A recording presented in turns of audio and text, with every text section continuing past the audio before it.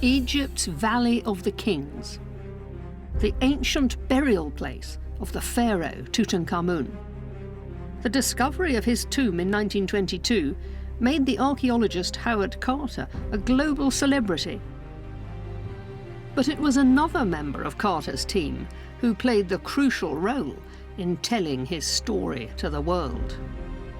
He doesn't appear in the excavation photographs because he was the man who took them. His camera made the world fall in love with the boy king Tutankhamun and helped fuel my own enduring fascination with this remote and mysterious culture. I wanted to find out more about this photographic pioneer who created such wonderful pictures in the most testing conditions imaginable. To help me, I enlisted a photographer who uses similar techniques. Hold still. 5. Yes! Together, we'll investigate the work of an unsung hero of British photography and travel back to the site of his greatest assignment. We'll discover how he pushed the limits of 1920s technology in the grit and heat of the desert and created a remarkable treasure store of images. This is a beautifully laid out picture, well thought out. It's like an old master in a way. We'll recreate his darkroom in the depths of an ancient tomb. And to think we're right, literally exactly where Burton would have developed his own negatives. And reveal the enduring legacy of his work. They're one of the basic go-to sources for us. Anyone who's studying Tutankhamun uses those. And we'll learn why his techniques are still used today to unpack the secrets of Egypt's ancient past. This is the story of the most famous photographer you've probably never heard of. His name was Harry Burton, the man who shot Tutankhamun.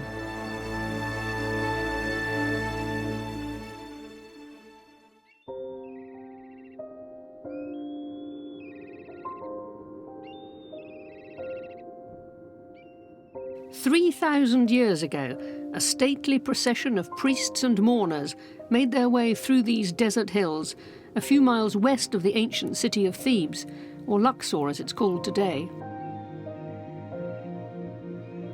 They came to bury a young man who died suddenly and mysteriously 9 years into his reign as pharaoh. Tutankhamun's body, and the precious artifact buried with it, lay undiscovered for centuries.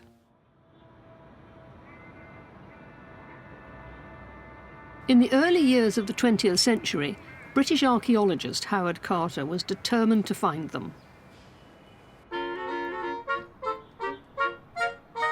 This dig house in the Valley of the Kings was headquarters for his long quest, bankrolled by the wealthy aristocrat Lord Carnarvon. They employed a small army of local workmen who shifted thousands of tons of sand and stones.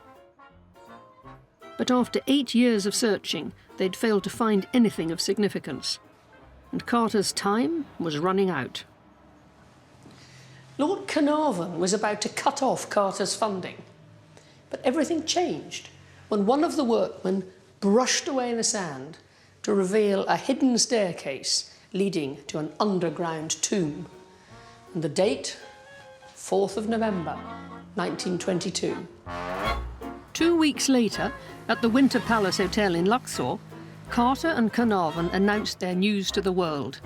They'd solved one of archaeology's greatest mysteries. They'd uncovered the tomb of the pharaoh Tutankhamun. And that was just the start of the story.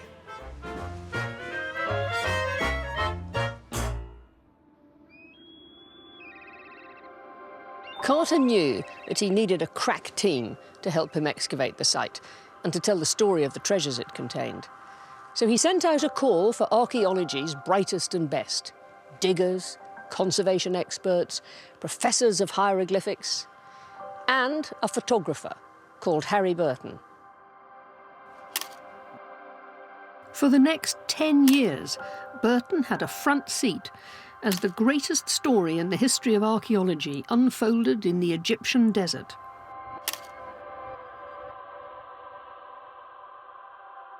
His camera recorded in exquisite detail the extraordinary artefacts from the tomb and captured each chapter in this dramatic story of revelation. He created images that gripped the world's imagination and played a crucial role in creating the legend of Tutankhamun. The search for this master of British photography begins a world away from the heat and dust of the desert.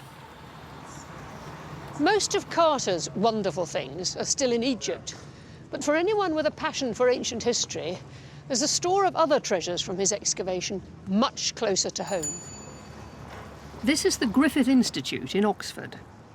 Tucked away in the basement are Howard Carter's meticulous archives of his 10-year adventure in the Valley of the Kings.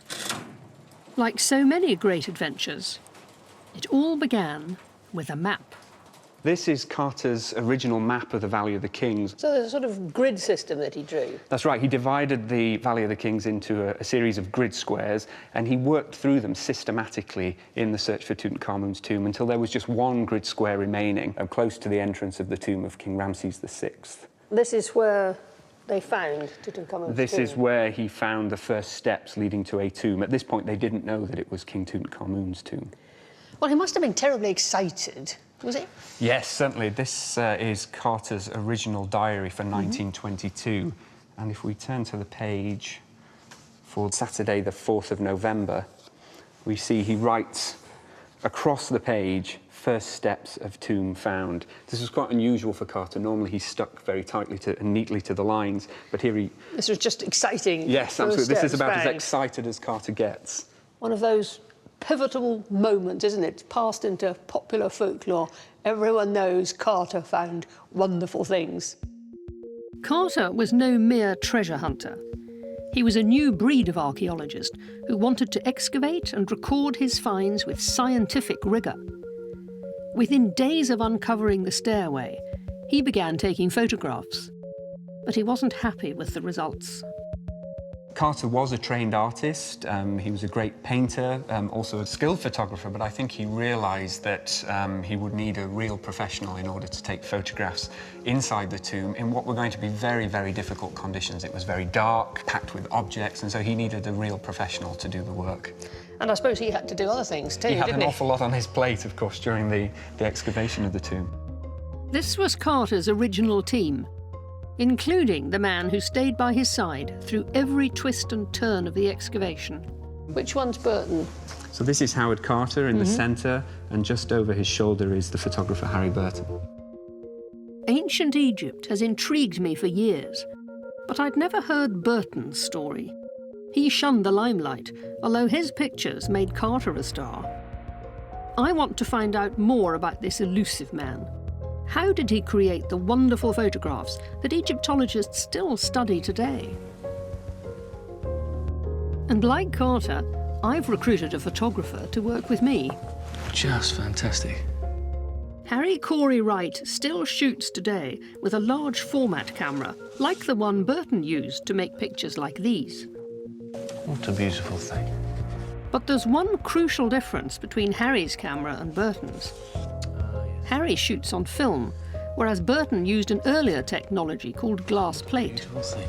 His original negatives are another treasure in the archive of the Griffith Institute, and they're full of clues to his photographic methods. Look, Margaret, look at these. So these are the glass plates themselves that would have been in the camera at the time. Why did he use glass plates? Wasn't there film? Well, I think there was film around, but I don't think it was in any way as stable. Technology of film was just developing at the time, but I think that glass was that much more predictable, really. Glass plate negatives had been used since the early days of photography. A thin glass sheet was coated with silver nitrate emulsion, which reacted to light when the shutter was released. The negatives were then developed to make prints. Burton's expertise with this process is extraordinary. How did he make these delicate masterpieces in hostile desert terrain? It's incredibly fragile. Imagine you're developing this, and it's dusty, and also I can't tell you when it's wet emulsion. it just gathers dust, gathers everything. I mean, it's extraordinary how good nick these things are in. Now, what I think so amazing about these is that this tells the whole story of the excavation. You know, this is what photography at its best can do, which is show high drama, and then also it can be lyrical and sweet. But, you know, his head coming through it and the gentleman at the back here, and all these other incidental things. Yeah, I want to get down and have a look closely in here and see what cufflinks he was wearing. And his ring. And his ring, yeah, exactly. And what do you feel, Cisco, when you're working with this material? First of all, that you have to be very careful. These are very important documents, very fragile, but it's nice to see people at work. We read about Carter, about the different members of the team, so you get to know them better. And there's something very, very exciting, I think, about how what we're looking at is just we're looking at the originals, so they have the chemicals that reacted to the light that was there. And it's an extraordinary thing about photography is that light can just kind of keep something charged and held for a long time, and in this case, for nearly 100 years. I've asked Harry to come with me to Egypt and take photographs there using Burton's methods and equipment. Together, we'll investigate how he created such flawless images using analogue technology that he must have pushed to its limits. This is a beautifully laid out picture, well thought out, very much about the people and the human side of it. And this is, it's like an old master in a way, the way he's kind of composed that. I mean, this one here, and this has a sort of journalistic quality to it, which is very different to those others. By the time Carter came calling, Harry Burton had worked in Egypt for more than 10 years. It was a long way from his modest childhood in Stamford, Lincolnshire. His father was a cabinet maker or a carpenter, so a pretty humble beginning. But Burton seems to have been clever, he seems to have been going to school, and at some point as a teenager, we don't know how, he came into contact with a man from a prominent local family, a man named Robert Henry Hobart Cust. Cust's patronage opened new doors for Burton. He left Stamford to work as personal assistant to this wealthy art enthusiast who had a home in Italy. He invites Burton, when Burton's about 17, to join him in Florence as a secretary, basically, a secretary and a companion. And it's there that Burton enters a whole new world. They wind up living in the center of Florence, right near the Ponte Vecchio, in a beautiful apartment, and through wonderful parties, and knew all these Brits who were flooding into Florence and soaking up the atmosphere of Renaissance Italy and a warmer climate. We don't know exactly how Burton picked up photography or how he learned it, but at this time, in the 1880s, 1890s, it would have been really useful for him as Cust's assistant to be able to take photographs when they were visiting museums, visiting private collections, visiting cathedrals, for Cust's research. It clearly becomes a real passion for him, and he seems to start to get a reputation for it. In Florence, Burton met an American called Theodore Davis, a multi-millionaire with a passion for Egypt.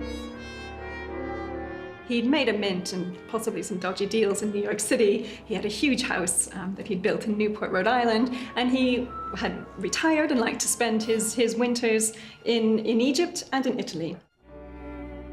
Davis could afford to do what the Egyptian government at that time couldn't. The Egyptian government was flat broke after bankruptcy in the 1870s. And so to have Davis's money was perfect, and Davis was given the plum concession of excavating in the Valley of the Kings. Davis recruited Burton to his team. He worked as an archaeologist at first, but soon began to focus on photography instead.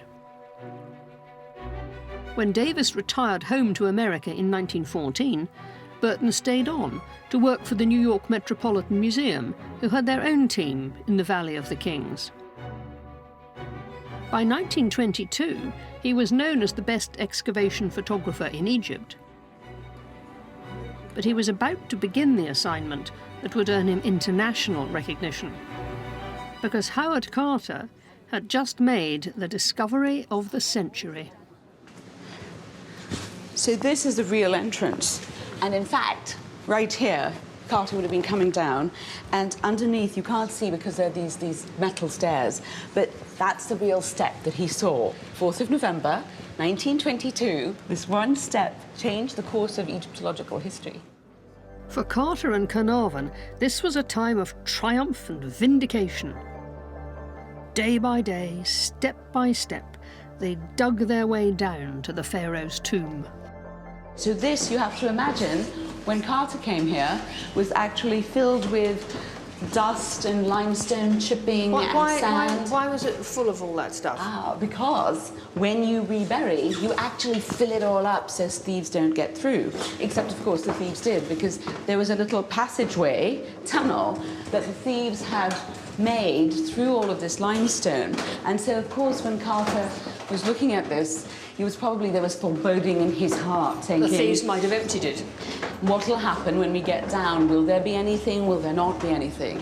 This was where Carter peered into the darkness and saw a chamber packed to overflowing with wonderful things. So this is the antechamber? Yep, here it is. With now a false floor. Presumably it was lower down, wasn't it? Yes. And this, the mummy, but I mean... Many things have changed here since the great pharaoh was laid to rest all those centuries ago.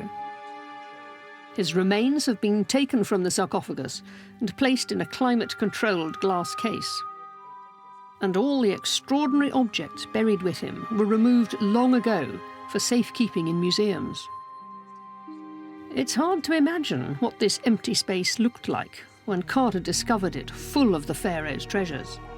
But at least we have Burton's images to turn back time. So this is one of Burton's photographs of this end of the room, and there's the chariot wheels. Right, these ones over there. And these are very nice because you've got the little stools that Tutankhamun sat on. He actually sat on, or were they for him to sit on in the afterlife? No, I think they were actually things that he used. And what's nice is that even in the Burton picture, sometimes you get the sense of scale and you get small things and big things when he was a child, when he was grown up.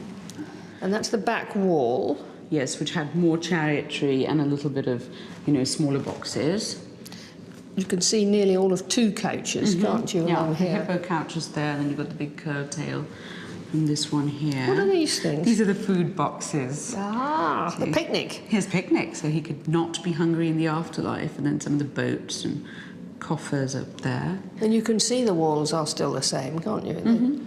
Absolutely, just sort of this big blank room. But what gave it its sort of excitement was all of the stuff in it. It really was chock-a-block.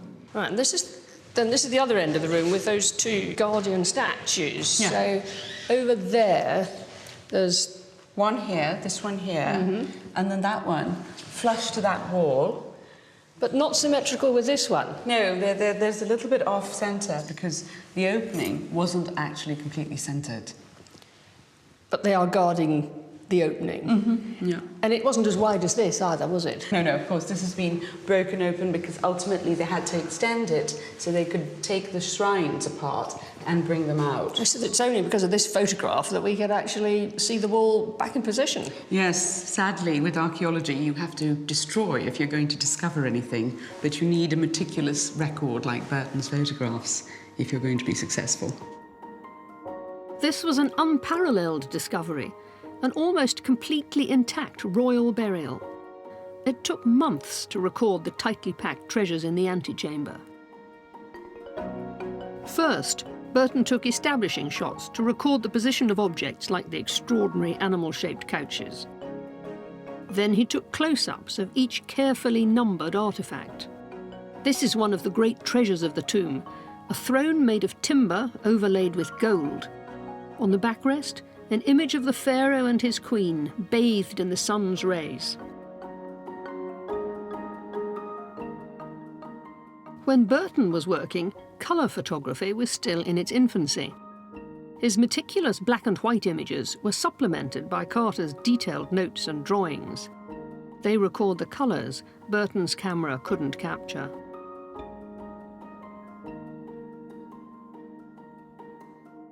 It was only when the antechamber was fully recorded and emptied that Carter could address the mystery of what lay behind this sealed entrance. Did this wall hide the pharaoh's burial chamber?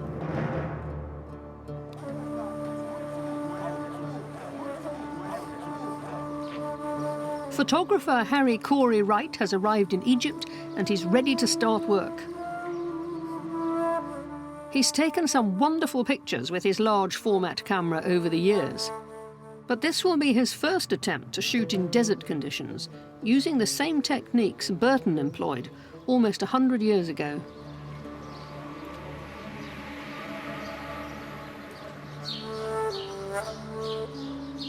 Medinet Habu is the mortuary temple of the pharaoh Ramesses III, who ruled in Egypt around 150 years after Tutankhamun's death.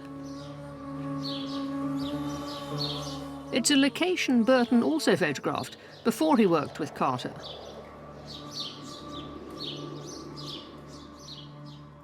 Gosh, what a place. So, here we are, just inside the defensive walls.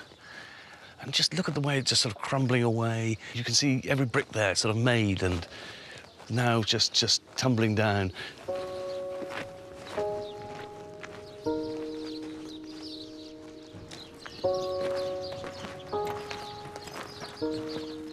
When Burton began work with Carter, he'd already taken thousands of pictures in conditions like these. It's a good place to begin my own experiments using Burton's methods and equipment.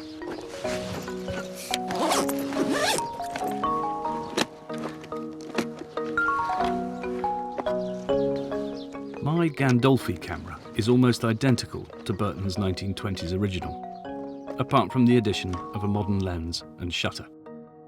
I've adapted it to use glass plate negatives like Burton did. So here is the heart of the thing, which is the glass negative that's in here. This is just an extraordinarily intolerant environment to kind of have something as delicate as this.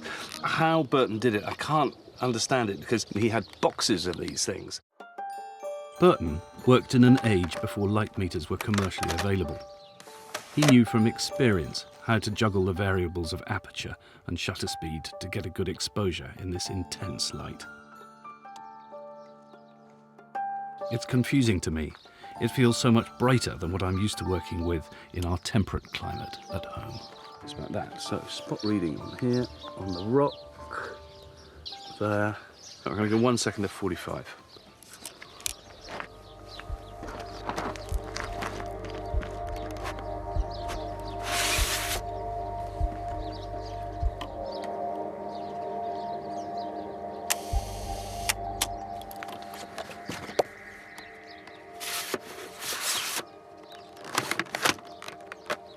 I always find it amazing this moment, after that rather beautiful pause of 1 second, which sort of drank in all of that scene that we got out there.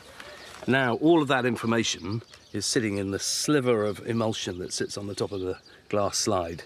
So we can tuck it away. And then, can't wait. But it's held in sort of this sort of tension until it's developed. Let's see what happens. Glass plate photography is no job for the impatient. Every shot must be carefully considered and executed. Harry Burton went through the same rigmarole thousands of times because Carter wanted a complete photographic record of his excavation. Once the antechamber was emptied, he moved on to other areas of the tomb. This fearsome statue of Anubis, the Egyptian god of mummification, stood sentinel over the pharaoh's treasury. Inside, Carter discovered a gilded shrine containing Tutankhamun's embalmed organs, protected by 4 goddesses.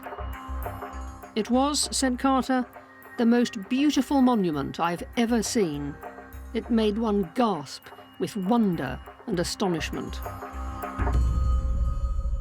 Burton's photographs are a wonderful record for us of how the tomb was when they found it, and they're beautiful to look at. But are they still any use? Do you still use them? Oh, absolutely. I mean, they're one of the basic go-to sources for us. Anyone who's studying Tutankhamun uses those. I'm working with a group of other people on the sticks and staves of Tutankhamun. The sticks and staves have 2 purposes. One, of course, is if you need it, but it is also very much a symbol of authority, and it's part of your royal regalia. Plus, certain sticks and staves have importance and significance in the transition to the afterlife. So the Medu staff and the this staff, etc., and there are various spells associated with them. And it was extraordinary because with the Burton photographs, some of his close-ups are so meticulous. You can see even the materials that things were made out of. Could you take photographs like that today? It's really difficult because we've been trying, and even with our really high-tech digital cameras, we do get the colour, but the resolution is never quite as crisp, one feels, as Harry Burton's glass plate negatives. So, have you got any favourites? I like this one with Carter. Working. Yeah. And the lamp and the props and everything they had to put in, because of course they couldn't just work in the space, could they? They had to make sure everything stayed in position and then move it one at a time. Yeah, and I mean, in a way, this is a great testament to Carter's work as an archaeologist and the hours he must have spent sort of sitting there in the hot sort of swelteringness of the tomb, meticulously recording every tiny piece of information. And really, between Burton's photographs and Carter's notes, it really does tell you how archaeology should be done. In the 10 years it took to excavate the tomb, Burton created an archive of more than 1,400 images. And after each shot, the exposed negative had to be removed from the camera and swapped for a new glass plate, which is more complicated than you might imagine. It's obviously a light, tight tent. I've got the glass negative, and I've got to take it out of the dark slide and put it into a box and put a new one in. And I'm not very good at doing two things at once, so I've got to really concentrate. I've done this in a few strange places, but not quite with a view like that. Harry's not the only photographer on site. Archaeologists from the University of Chicago have been studying this temple complex since the 1920s, when Carter and Burton worked close by. Like Burton, the Chicago House unit pioneered the use of cameras in archaeology. Jarko Kobilecki and Sue Lesson keep that tradition alive today. We'll measure that again. Yeah. Sue. Oh, hi. Hi. How you doing? Gosh, now tell me, what are you doing? Well, we're going to attempt to photograph this huge block of Nubians. Yeah. And the first thing we have to do is make sure we have some reference, which is these scales. Right. So, but importantly to me, you Yes. are using a 10-8 plate camera. That's right. Now, why? Why? Because it's the largest resolution that's possible. But even so, I mean, here we are in, 2016, and we've got, all sorts of digital equipment available, but this is still... Still the best. And it's not just because you love it. No. No? No. It still No. completely does the job better than At anything some else. point, it'll come, but as of yet, no. So this does go right back, you can put yourself in Burton's Yes. place very easily. The Chicago House team is driven by the same ideal that motivated Burton and Carter. And the level. Yeah. Okay. Got it? Great.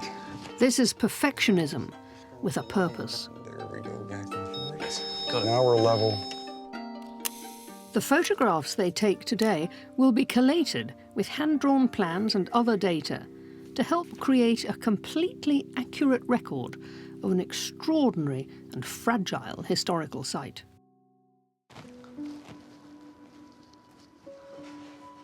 The vast majority of Burton's images record artefacts from the tomb, but he also photographed the archaeologists at work. In this image, Carter's colleagues examine one of 6 chariots discovered in the tomb. It was a symbol of Egyptian kingship, decorated with gold, coloured glass and stone. Harry hopes to create a similar picture today.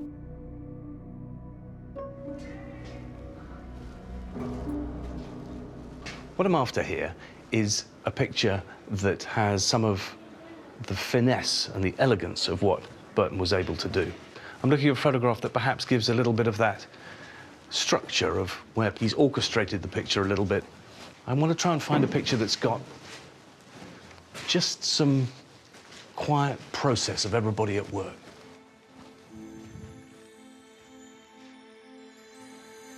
Hello.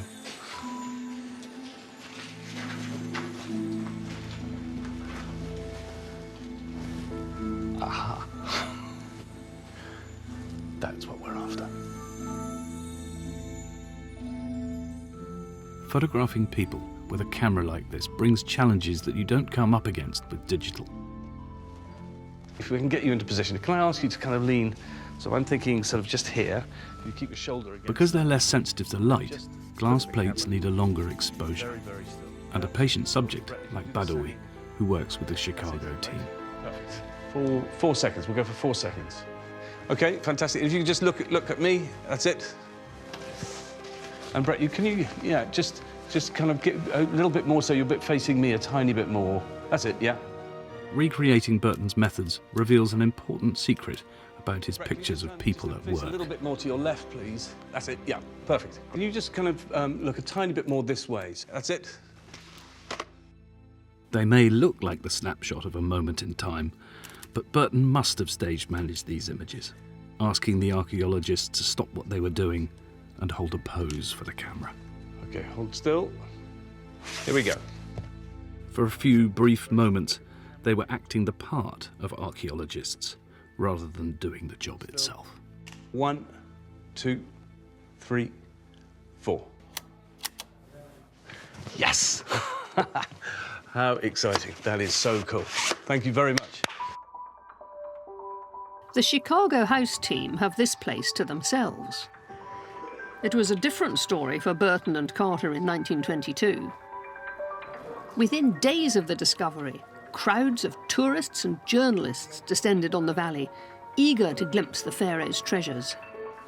The media scrum that surrounded the tomb every day must have come as a real shock to the system, to men more accustomed to dusty anonymity. In fact, according to Arthur Mace, one of Carter's colleagues, the archaeologist usually spends his time quietly and unobtrusively enough, half the year burrowing mole-like in the ground, and the other half writing dull papers for scientific journals.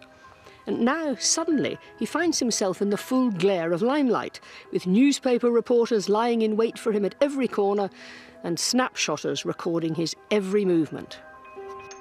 The excitement of the discovery also resonated with Egyptians. This was, after all, their story.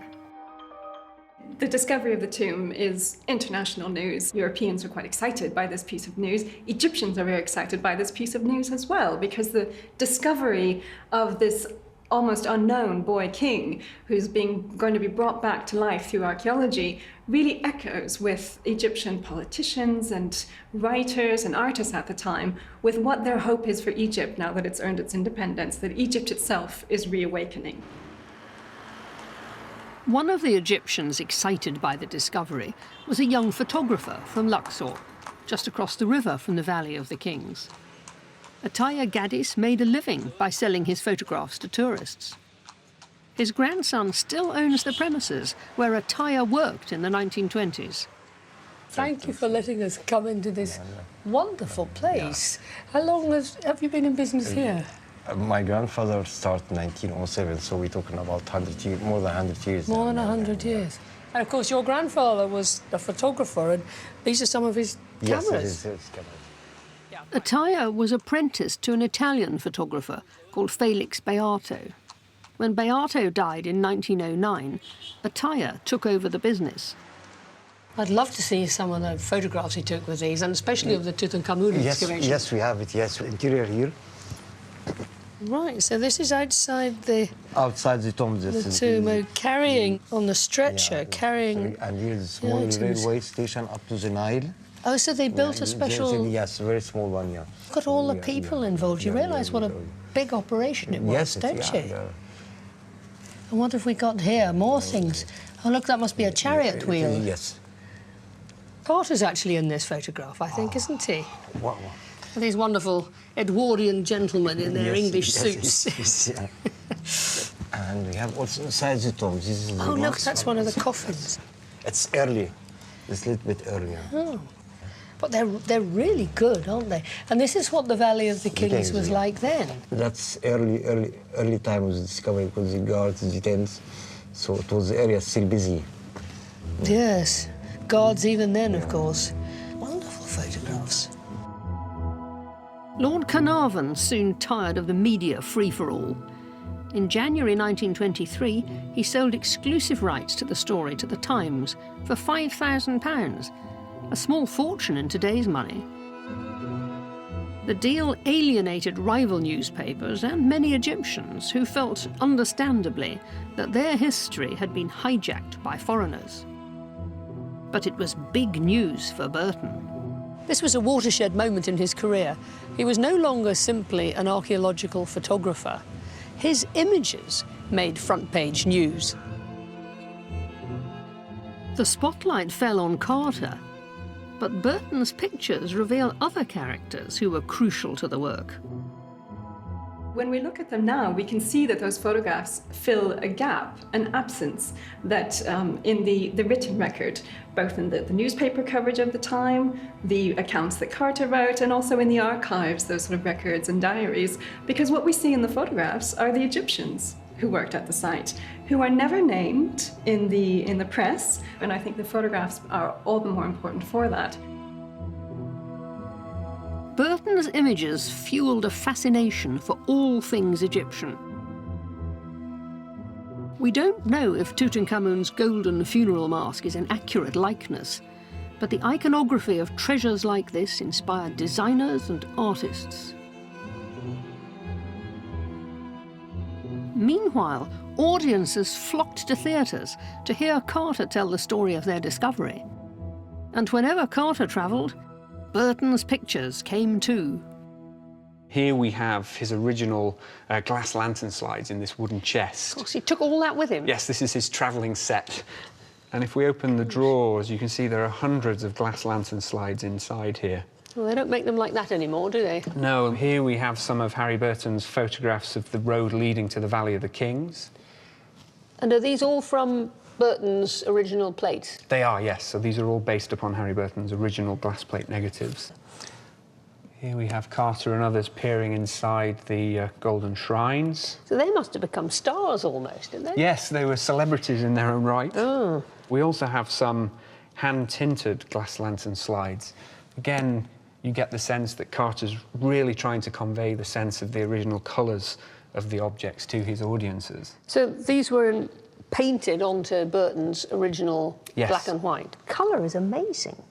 So this is one of the arms of the throne that we were looking at earlier. And where we saw that Carter had actually made a note of what the different materials were and the different colours, so I suppose they'd have used that as a guide. Yes, and this is obviously a much more effective way of conveying those colours to the audience. That's terribly detailed work to paint on something that size. It's incredible. And of course, you have to imagine these being projected in a darkened auditorium and really recreating that sense of discovery that the original excavators must have felt. State of the art. For the time, for sure. And described by the man who'd actually made them. So Yes, the world-famous Carter had been on the front page of the Times with his discovery, and there he is, and you see all this in colour. Wow.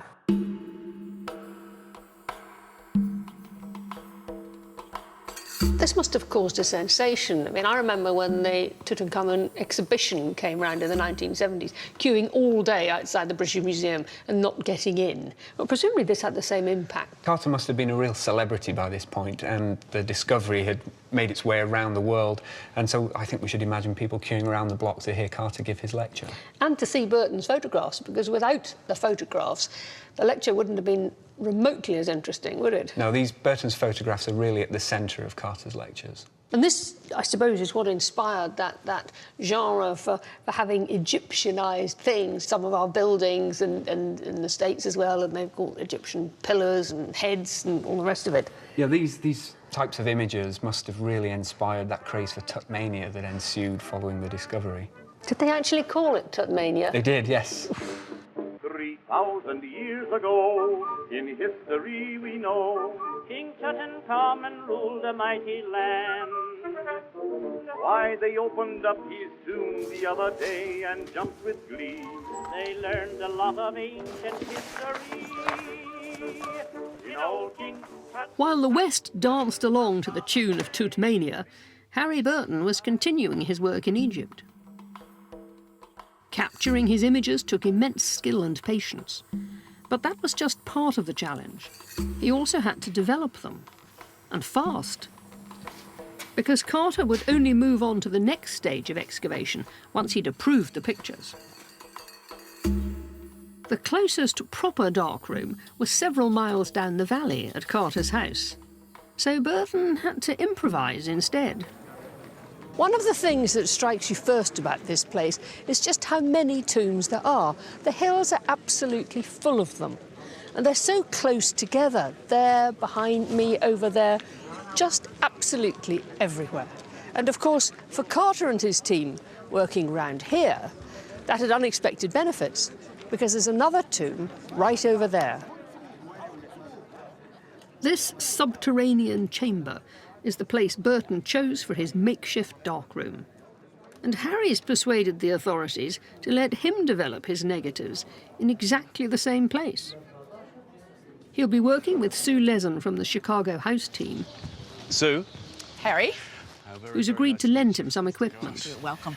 So we can set you up with well-used trays. Well-used, yes. I find it extraordinary that the pristine glass plates we admired in Oxford weren't developed in a well-equipped darkroom like this. And we'll get you some beakers, and we'll bring a lot of water. That looks like it goes back to 1920. Instead, Burton worked in a hot and dusty desert tomb, just a few metres from the excavation site. A walk he must have made hundreds of times. OK, so I'm imagining I've got one of these exposed glass negatives in my hand, and I'm going to... And it's just there. It's right. It's a few feet away. God, isn't that mad? I mean, I kind of imagined it was much further away, but that's literally just a kind of stone's throw, isn't it? Oh, look at this. That is steep.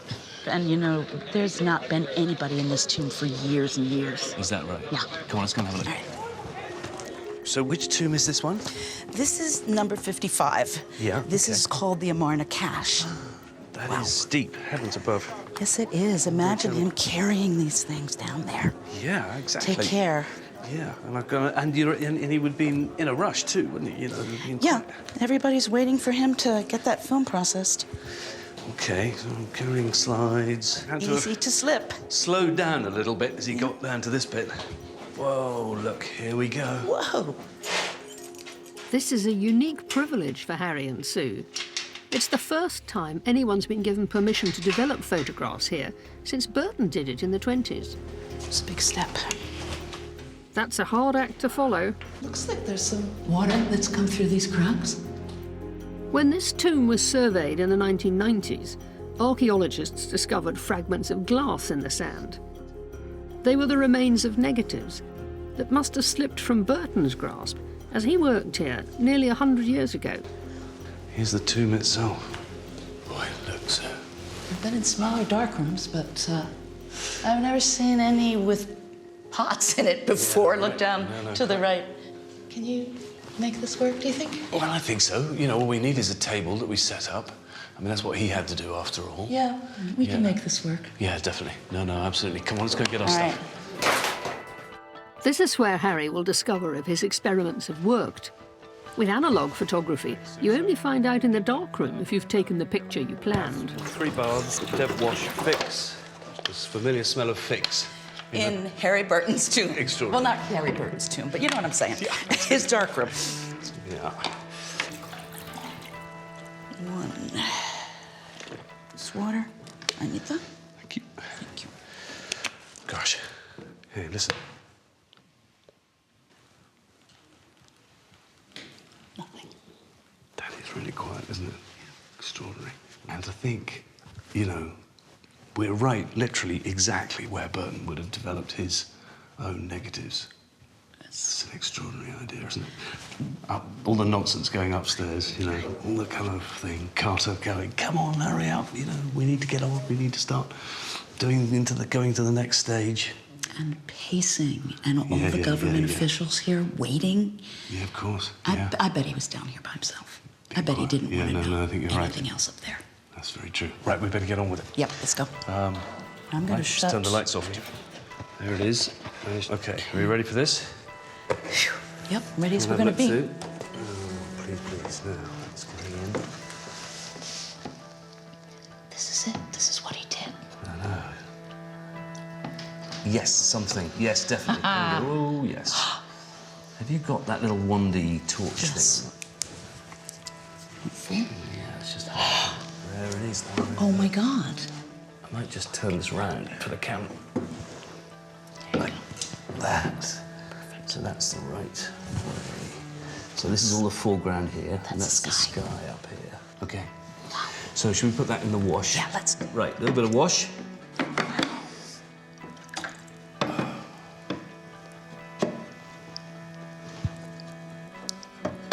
Okay, so let's have a look, shall we? Hey. Go on, give it a yank. There you go. Yeah. Wow. Ooh, look, here we go. But this is at all that detail. fine. Look at that detail. So let's think about Burton. Burton would have been looking at his negatives right here under a light pretty much the same as this. Before must he have- said, "Okay, Yeah. let's move to the And he next would have one." needed. I mean, you could have taken it outside, but you know, let's not forget this is a wet negative that is absolutely at its most susceptible to dust. You know. You know, he wouldn't have been charging out there going, look, I've got it, it's fine, carry on. He would have kept them waiting for a lot longer. Yeah, you know, you've that little moment where you've gone, oh, that's a very beautiful thing. Yes. Yes. Congratulations. Yeah, we've done it, haven't we? Yes. That's okay. Yes. That's okay. It Yes. really is. Great, come on. Wow, okay.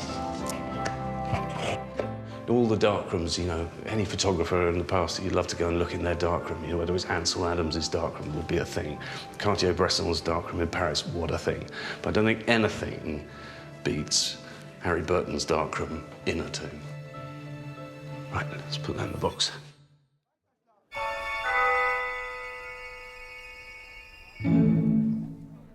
Carter and Burton must have done this quite often, mustn't they? Standing somewhere like side this. by side. So kind come on, of let me see assessing. it. I'm okay, Carter, all right, well, remember? Okay, so this one's Give a me bit. your This print. one's wet.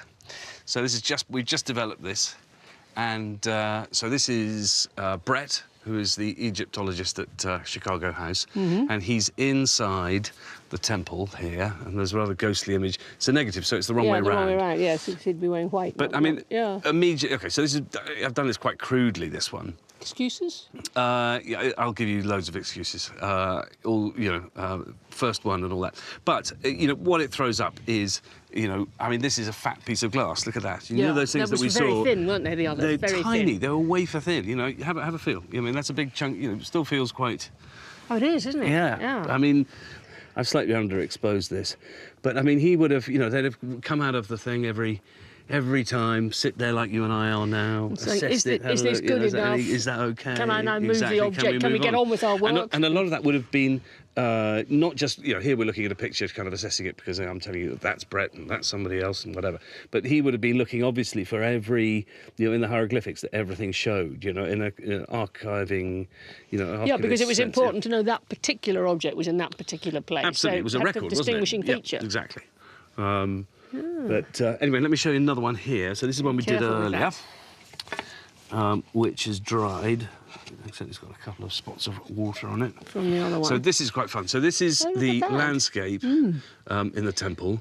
And this is the kind of the wall. It looks like it's taken at night, but that's dust spots because actually negative sky would be white. What, those little spots are dust? They are dust.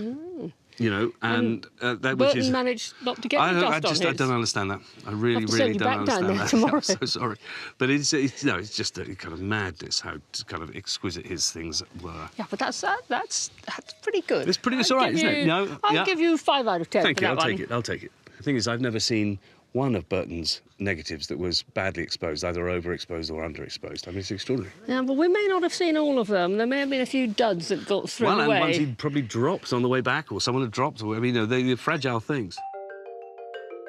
The technical perfection of Burton's images inspires Egyptologists today, including the team based here, who use high-tech imaging to record ancient sites. What an incredible image. Where's this from? This is from the tomb of Seti I in the Valley of the Kings. It is the west wall of the Hall of Beauties. Burton took photographs in Seti I's tomb as well, didn't he? Yes, he has taken amazing photographs. Actually, I was scanning his entire the book that had his photographs for the tomb. It helped us in planning which part we're gonna do first and which part includes what, so we decide which kind of technology we use for what. I can show you how detailed it is. Some ignorant people have written their names. I think that's shocking. Yes, that's the graffiti that was found there.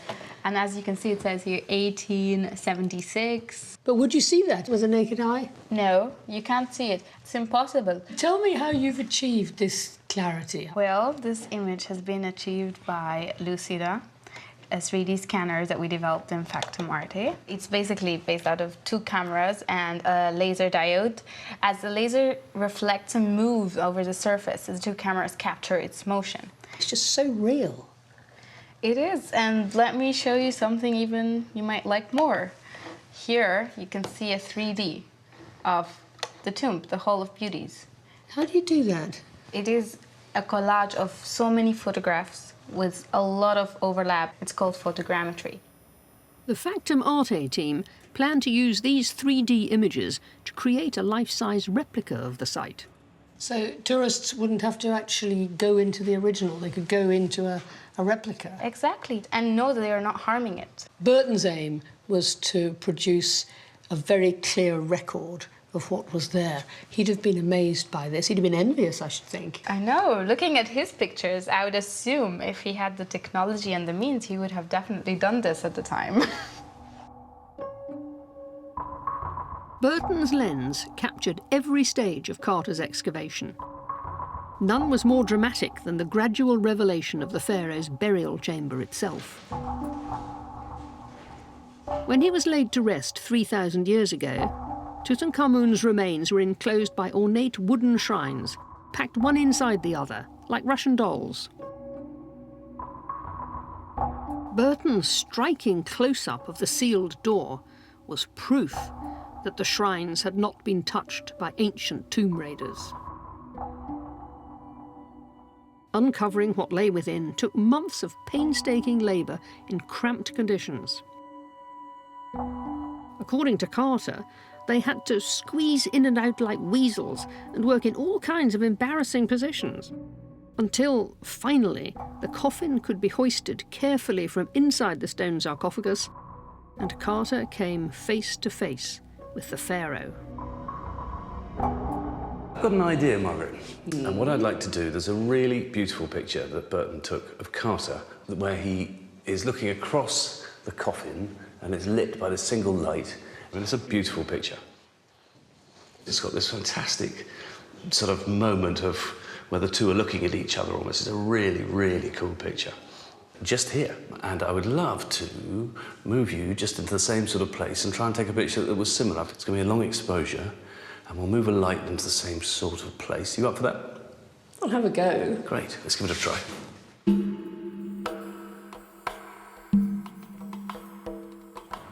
You're leaning over a bit and hand out, because obviously he was painting it or brushing it with a brush, but we can't do that. I think it's more fun because, in fact, I see the reflection of your... Like that? That's it. Yes, just lovely. Come on, let's just check that. They tell me that Carter was a difficult man to work with. He was single-minded and stubborn and fought many battles as the excavation unfolded. Hold very still. He even called the whole thing off for almost a year after a row with the Egyptian authorities. And when you're ready... Though he did eventually patch things up and return to finish the job. So I've got you, F8, 2 seconds, please. Basically the same position. Harry Burton was a perfectionist too, but in person he was easygoing and diplomatic. OK, hold very still from... A good man to have by your side when the going gets tough. Brilliant, Margaret. Thank you so much. Wouldn't have thought that would be so difficult. Great.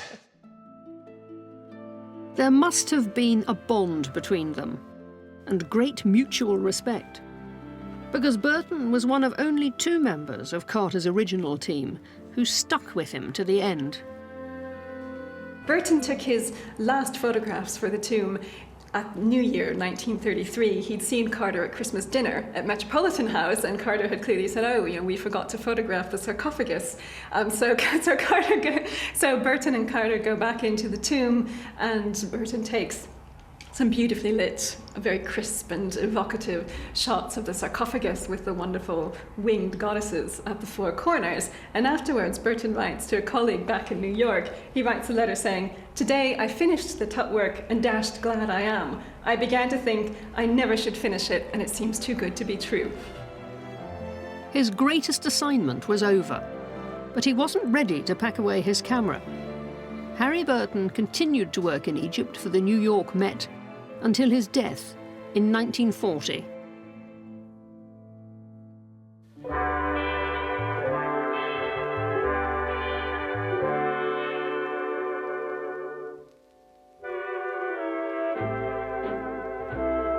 Before I stopped to look closer, I suppose I'd always taken Harry Burton for granted.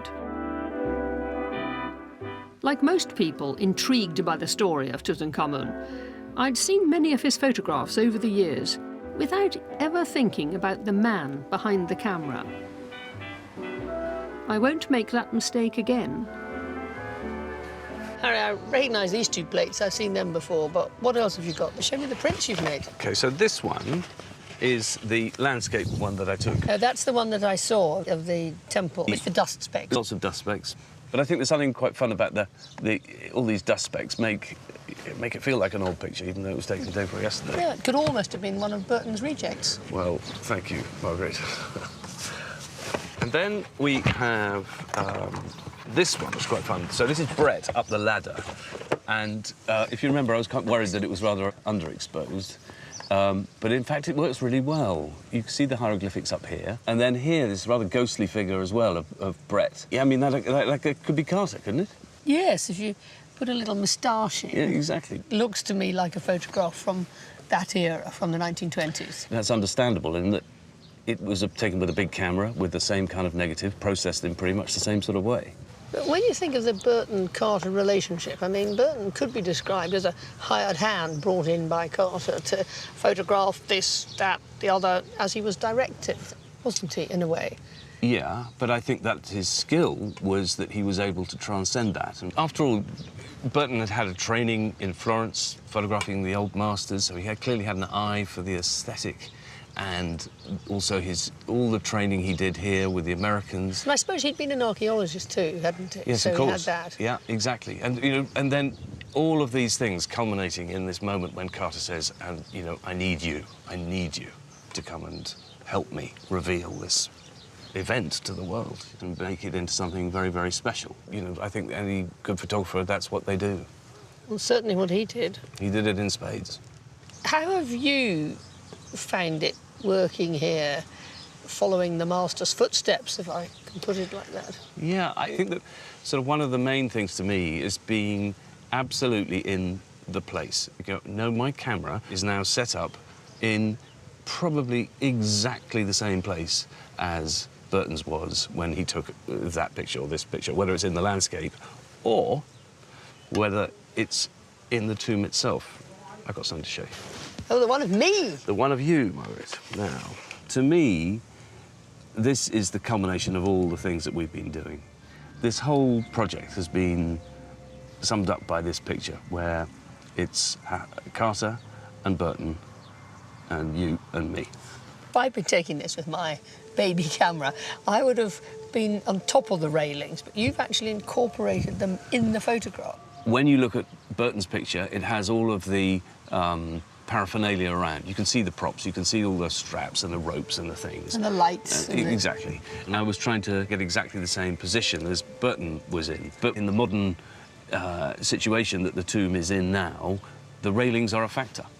Yes, this is a record of what's there now, just as Burton's were a record of what was there then. But it's also, like his, a very beautiful picture.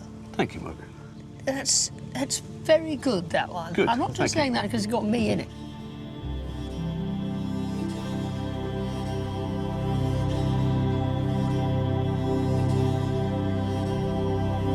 Another chance to see our brand new series celebrating pioneers of British photography, Britain in Focus, a photographic history at midnight. Harsh and Beautiful next on BBC4, Life Beyond the Great Wall, the people, places and creatures of wild China.